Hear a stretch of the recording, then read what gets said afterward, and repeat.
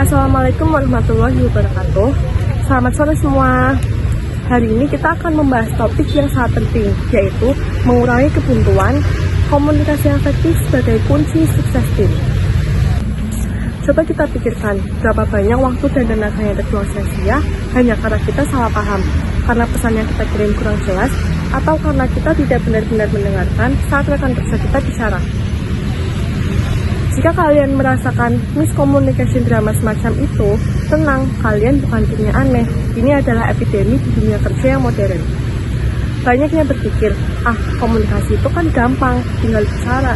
Padahal, yang membedakan antara tim yang keren banget dan tim yang cuma jalan di tempat adalah skill ini. Riset dari The Economist menunjukkan bahwa 44% eksekutif percaya bahwa hambatan komunikasi dapat menyebabkan delay dan failure proyek mereka. Artinya, kalau ngobrolnya salah, proyek bisa meleset.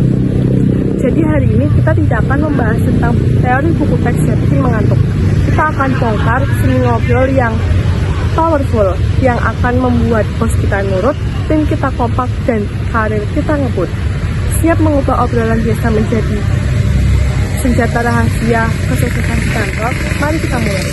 Setiap hari mungkin kita berinteraksi dengan beragam karakter, latar belakang, dan cara pandang yang berbeda.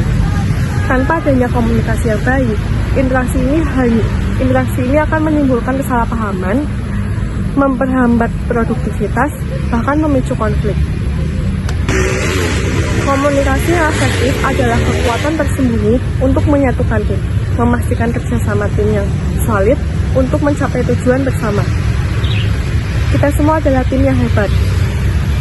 Namun terkadang kita merasa terhambat, seolah ada kebuntuan yang menghambat pekerjaan kita. Hambatan bukanlah ukurannya kemampuan, melainkan letaknya jembatan komunikasi di antara kita. Tujuan saya hari ini cukup sederhana. Saya ingin kita semua pulang dengan membawa 3 kunci praktis yang akan mengubah cara kita berinteraksi, sehingga kita dapat bekerja dengan lebih cepat, lebih cerdas, dan yang penting lebih harmonis. Teman-teman semua, kita sudah tahu bahwa komunikasi yang buruk itu seperti macet di kantor. Tugas jadi lambat, kita jadi saling salah paham, dan kita jadi sering membuang-buang waktu, dan berpotensi terjadinya konflik yang akan menciptakan lingkungan kerja yang kurang nyaman dan toksik. Lalu, apa yang dimaksud dengan komunikasi yang efektif di lingkungan kerja? Komunikasi yang efektif di lingkungan kerja bukan hanya sekedar tentang bertukar kata. Ini adalah tentang bagaimana pesan disampaikan, dipahami, lalu ditindaklanjuti sesuai dengan niat awal pengirim. Dengan adanya komunikasi yang efektif di lingkungan kerja, kita dapat meningkatkan kualitas kerja, menciptakan lingkungan kerja dan tim yang harmonis, meminimalisir terjadinya konflik antar sesama karyawan, dan dapat menyebarkan informasi secara jelas dan relevan. Nah, untuk mengurangi hal-hal yang tidak ingin terjadi, kita hanya perlu menguasai 3 kunci sederhana dalam berkomunikasi. Kunci yang pertama adalah bicara dengan jelas, singkat, dan tepat sasaran. Anggap saja kita sedang mengirim paket. Paket itu harus jelas alamat, tujuannya, dan apa isinya. Jangan berbelit ketika bicara dan menulis. Langsung saja ke intinya. Jangan sampai orang menebak-nebak apa yang kita inginkan. Kunci yang kedua adalah menjadi pendengar kelas dunia. Banyak yang berpikir bahwa komunikasi yang baik adalah tentang bagaimana cara kita berbicara. Padahal, komunikasi yang hebat adalah tentang bagaimana cara kita mendengarkan. Kunci yang ketiga adalah umpan balik yang membangun, bukan menjatuhkan. Kita tidak bisa hidup tanpa adanya koneksi. Umpan balik adalah salah satu cara kita untuk saling membantu, karena nantinya umpan balik yang akan menjadi evaluasi diri kita sendiri. Baiklah teman-teman, kita sudah sampai di penghujung sesi ini. Kita sudah membahas bahwa komunikasi bukan hanya tentang kita bicara, melainkan tentang bagaimana kita didengarkan.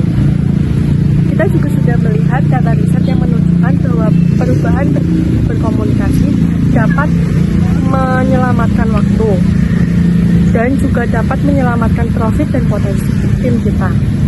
Dengan menerapkan 3 pilar ini, kejelasan, mendengarkan aktif, dan umpan balik yang membangun, kita tidak hanya mengurangi misunderstanding, tetapi kita juga akan meningkatkan kualitas kerja, mengurangi stres, dan yang terpenting dapat memperkuat hubungan interpersonal antara kita. Saya hanya titip satu hal. Mulai besok, mari kita terapkan satu trik yang kita bahas pada diskusi hari ini. Misalnya, jangan mengirim pesan secara ringkas atau pastikan Anda sudah benar-benar mendengarkan saat rekan kerja kita bicara. Ingat, perubahan besar dimulai dari kebiasaan kecil. Terima kasih atas waktu berharga Anda. Saya berharap apa yang kita diskusikan hari ini dapat membawa dampak positif di meja kerja Anda. Selamat sore dan sampai jumpa. Wassalamualaikum warahmatullahi wabarakatuh.